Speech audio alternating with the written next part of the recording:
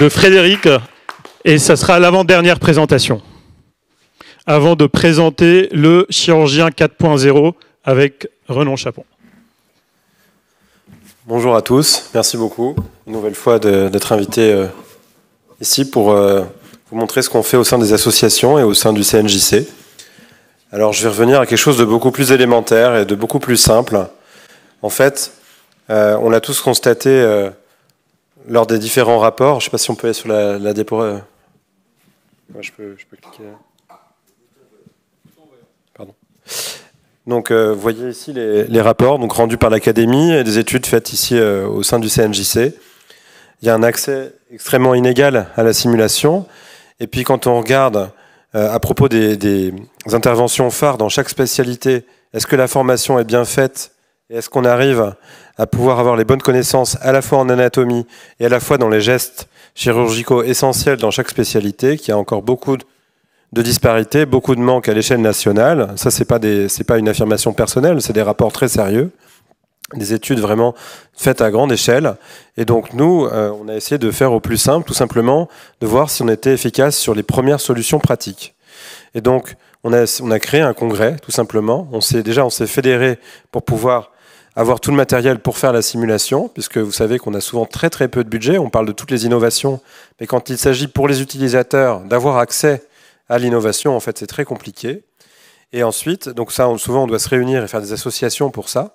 Et lorsqu'on fait des associations, c'est une chose qui est très reprise dans les rapports.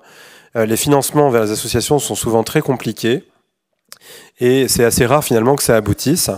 Et une fois qu'on arrive à faire ça, l'idée, c'est de faire des congrès qui permettent de se former à l'anatomie, vraiment, réellement, donc de faire les dissections, de reprendre les cours, d'avoir du temps dédié, puisque vous savez qu'en 2024, ce n'est toujours pas compris dans le temps hospitalier. Donc c'est quand même quelque chose qui est compliqué à mettre en place, même si c'est affirmé partout. Hein.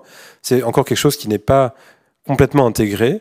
Et puis, c'est ce qu'on reprenait, que ce soit, donc il y a la formation en réalité virtuelle, bien évidemment, mais la formation, dans tous les cas, elle doit être aussi en distanciel et aussi en replay, puisqu'on ne peut pas se former à tout moment, on ne peut pas être partout à n'importe quel moment, donc il faut pouvoir revoir au moment où on a besoin des cours d'anatomie.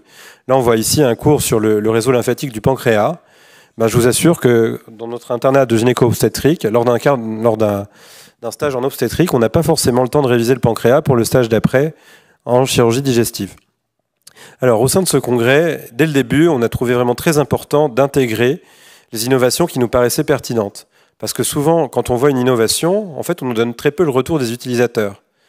Et donc nous, on filme ces dissections au point de vue à la première personne, en réalité virtuelle, grâce à l'aide de Kairos Medica.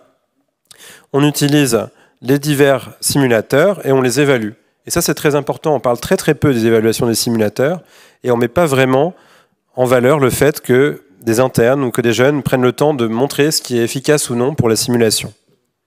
Alors, pour que ce soit un petit peu ludique, on fait aussi, comme ce qui se fait de plus en plus dans la plupart des associations, donc des petits challenges, des quiz d'anatomie avec des prix. Et alors, donc là, je vais aujourd'hui faire plusieurs présentations, entre guillemets, parce que tous mes collègues n'ont pas pu tous venir. Parce que c'est un petit peu ça la réalité, finalement, lorsqu'on organise en associatif. C'est que certains de mes confrères qui m'ont aidé à faire ce congrès, certains travaillent à Nice, d'autres en Guyane, etc. Donc ils n'ont pas tous pu venir. Mais on est de plein d'hôpitaux différents, plein de milieux différents. Ce n'est pas que l'hôpital universitaire. Quand j'entendais juste avant, oui, nous avons eu peu de budget à l'hôpital universitaire, c'est 10 à 15 fois plus que ce que nous, on a dans les associations. C'est vraiment absolument pas comparable. Donc ce que je veux dire, c'est qu'on pourrait tous travailler ensemble et essayer de mettre en fait en commun à la fois les innovations et l'utilisation et les rapports d'évaluation par les utilisateurs pour réussir justement à tout équilibrer. Alors là, c'était à propos du SimLife. Alors, je me suis dit que c'était plus que de vous dire ce que c'était que le SimLife, alors qu'il y a plein d'excellentes présentations sur ça. Et donc pour faire la présentation qui était proposée, je vous montre en fait quel est le point de vue de l'utilisateur sur le SimLife. Donc nous, dans notre formation chirurgicale, déjà, en fait, on a très très très peu d'accès au laboratoire d'anatomie. Pour plein de raisons, des raisons organisationnelles, des raisons que ce n'est pas valorisé. Ce n'est pas valorisé pour les formateurs d'accompagner les internes au laboratoire d'anatomie. Et donc, ce qu'on essaye de faire quand on utilise le SimLife, c'est d'améliorer la formation chirurgicale. Et on essaye aussi de prendre des vidéos lors de ces simulations pour pouvoir s'évaluer plus tard, pour pouvoir retenir des gestes. On essaye de faire des modèles 3D. Et donc, dans ce congrès, on présente l'ensemble des innovations et on donne notre évaluation sur ces innovations. Et c'est un plaisir pour nous d'inviter toutes ces innovations. Voilà. Donc ça, c'est un exemple du quiz. Bon, voilà, et c'est à peu près tout. Et donc on espère, là, il va y avoir une 3e édition donc en juillet prochain. On a eu très peu de soutien, mais on a eu le soutien de l'Académie de chirurgie. On est très très heureux. Et on espère que ce soutien va perdurer et qu'on va pouvoir continuer de mettre en valeur en fait les utilisateurs de toutes ces formations. Voilà. Je ne sais pas si vous avez des questions particulières. Oui, voilà. Juste si c'est pour boire de l'alcool, si tu veux. Oui, j'ai pas de questions, mais j'ai vraiment un commentaire à faire. Tu sais combien je suis admiratif. Je veux dire, on connaît nos insuffisances en formation pour les chirurgiens. Pas de simulation, 80% qui n'ont pas accès à des choses absolument indispensables. Je pense qu'à la GOF, déjà, ce travail formidable que vous faites, je suis venu plusieurs fois à vos séances de formation pour voir comment vous faites, etc. Et vous êtes capable de monter des systèmes alternatifs, je veux dire, pour pouvoir apprendre. Et là, on se rapproche plus de la chirurgie. Je peux donner un avis un peu, et puis je connais votre projet. C'est extraordinaire, je veux dire, d'avoir pris ces jeunes chirurgiens qui ont monté entre eux avec une jeune agrégée maintenant, et puis le soutien quand même de quelques, je pense à Baquet, là, que j'ai vu, etc., d'avoir été capable d'organiser des séances interdisciplinaires de robotique, de dissection, etc.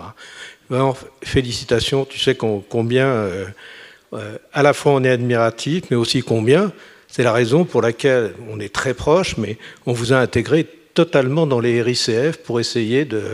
Voilà, vous êtes partie prenante à 100% pour cette transformation de la chirurgie. Vous serez associé pas à pas, hein, étape à étape, sur le travail qu'on essaye de faire au niveau ministériel, hein, du gouvernement et des décideurs, pour qu'on puisse avoir cette formation, et en tout cas, vraisemblablement des crédits, c'est ce qui est en train de se décider.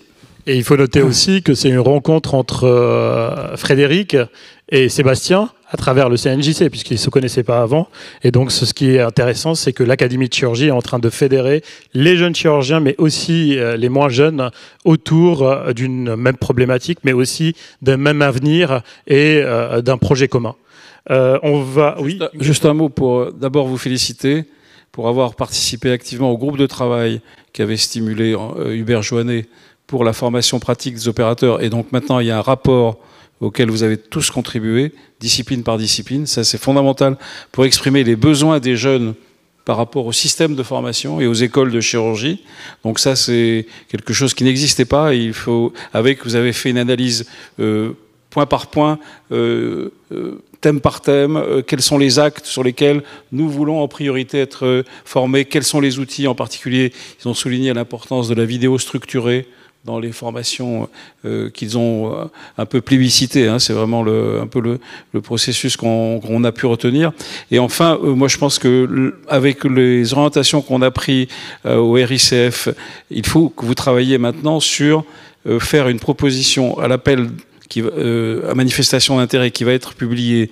Le Bonnel nous a dit probablement au mois de mai-juin, quelque chose comme ça, assez vite, pour qu'il y ait des compétences métiers d'avenir qui soient intégrées dans les formations, toutes les formations. C'est-à-dire les data, la science des data, les algorithmes, tout ça, comprendre effectivement ce qu'on a entendu aujourd'hui, c'est à quel algorithme confier l'analyse de vos données. Ne pas être complètement béotien et se dire, voilà, au moins on sait que c'est par là, il y a des systèmes en open source. Et tout ceci, c'est nécessaire pour ne pas s'engager dans des aventures finalement qui seront fermées. Et voilà. Voilà, c'est donc tout un processus. On a rendez-vous lundi au ministère pour avoir une lettre de mission concernant l'organisation des écoles de chirurgie. Et on a une réunion en interne. Je crois que c'est le 13 décembre avec Pierre Hugroche, qui a bien travaillé ce que souhaitent les collèges, etc., pour constituer un groupe de travail sur quel statut pour les écoles de chirurgie, quel financement, quelle organisation à l'échelon national, etc. Et c'est avec ce projet-là, et nous on sera, il y aura Dominique Franco, mais je veux dire, ça ne sera pas les académiciens, ça va être des gens qui gèrent déjà des écoles de chirurgie. Mais il faut qu'on série un peu les personnes. Et ces gens-là, quand ils ont fait leur rapport, on ira voir Bruno Bonnel, ce que tu viens de dire, pour dire il faudrait un peu d'argent. Voilà. Donc on n'a pas fini avec les RICF, mais on veut finir le job, si j'ose dire. On veut arriver à des résultats. Merci beaucoup. Déjà, merci beaucoup pour tout ça, parce qu'effectivement, bien sûr, l'argent, c'est hyper important. Alors, un autre élément, vraiment, pour revenir sur le rapport. Ce rapport, il nous fait personnellement très plaisir. Je parle aussi pour Sébastien et moi, mais l'ensemble, je pense, des jeunes du CNJC. Je me souviens, il y a encore quelques années, on entendait des fois certains enseignants de chirurgie dire que dès qu'ils voyaient quelqu'un, ils savaient s'il était bon ou mauvais ou autre, etc. Et là, dans le rapport, c'est extrêmement bien expliqué quelles sont les techniques d'évaluation, les bonnes techniques d'évaluation, quels sont les critères sur lesquels il faut évaluer, etc. Et donc, je pense qu'on a aussi un travail pour que dans les sociétés savantes, dans les collèges des enseignants, il y a vraiment une connaissance de ce rapport et que ça soit vraiment quelque chose qui soit mis en place. Il faut qu'on passe vraiment dans le mode d'évaluation et qu'on passe à l'étape d'après. Et dans le rapport, c'est bien écrit, en fait. Les choses sont écrites noir sur blanc. Et donc, en tout cas, pour ma spécialité, j'espère que ça va rentrer dans les mœurs et qu'on va arrêter d'avoir des internes qui ne sont pas évalués, des professeurs qui nous disent « mais on ne sait pas bien comment évaluer, on ne sait pas quels sont les critères, de toute façon, on le sait comme ça, il suffit de regarder. » Dans le rapport, c'est écrit. Voilà. Alors, il reste des exemplaires, donc mieux que le prix Goncourt pour Noël, le rapport sur la formation pratique des opérateurs. Oui, voilà. Alors, il y a un dernier point sur lequel toi tu es en gynéco-obstétrique, tu vas être forcément intéressé. Notre future présidente, Carole Matelin, elle va travailler sur projet sur la scénologie, essayer de trouver une réponse à la catastrophe nationale sur la chirurgie du cancer du sein avec 15 000 décès par an en France. On a des résultats absolument horribles par rapport aux autres pays. Donc, essayer des grands progrès à faire. On va dire, il y a différentes façons de dire la même chose. Des très grands progrès à faire qu'on espère, grâce justement à une meilleure définition, par exemple, de l'expertise et de l'agrément des centres qui font de la chirurgie du cancer du sein, combien les nombreux seuils d'actes nécessaires pour au moins présenter une morbimortalité acceptable. Et ça, c'est important on a eu des conférences sur ce sujet aujourd'hui, et c'était extrêmement... On voit bien que là, il y a encore des pistes de progrès à faire. Et puis, il y a le recueil qui est fait en chirurgie cardiaque et thoracique. Et nous, on se demande comment en gynéco-obstétrique, on n'est toujours pas arrivé à faire ça, alors que ça fait 10 ou 15 ans qu'ils souhaitent le faire. Nous, c'est absolument essentiel. On a une spécialité très très large, avec une bonne partie des internes qui n'ont jamais fait les actes, parce que c'est trop large. Ouais, et donc nous, on a une spécialité, on a absolument besoin de ce type d'évaluation et de registre. Heureusement que je ne fais pas de chirurgie du sein, j'en ai quasiment pas fait pendant mon internat. Enfin, que j'en fasse pas, rentrer dans le conseil d'administration de ta société. Alors que ta spécialité te donne le droit éventuellement d'opérer demain quelqu'un avec une certaine naïveté. Oui, voilà. C'est un problème de structuration interne de la société savante en question, donc d'où l'intérêt que tu t'impliques au conseil d'administration. Je sais que c'est difficile, mais il faut encore pousser plus fort. Hein. Je sais que ça a du poids, le fait qu'il y ait l'académie, qu'il y ait un rapport de l'académie, qu'il y ait des rapports des jeunes chirurgiens, ça a du poids. Ça a du poids sur nos sociétés savantes, parce que quand ils ont parfois du mal en interne à s'entendre, et ça peut arriver, et c'est normal, le fait qu'il y ait d'autres confrères qui placent les choses, qui leur disent « mais regardez, il existe des écrits, il existe des travaux », je pense que ça c'est important. Voilà. Très bien, merci beaucoup. On va passer à la dernière présentation. Donc on va passer de la chirurgie 4.0 au chirurgien ou professionnel du bloc opératoire 4.0.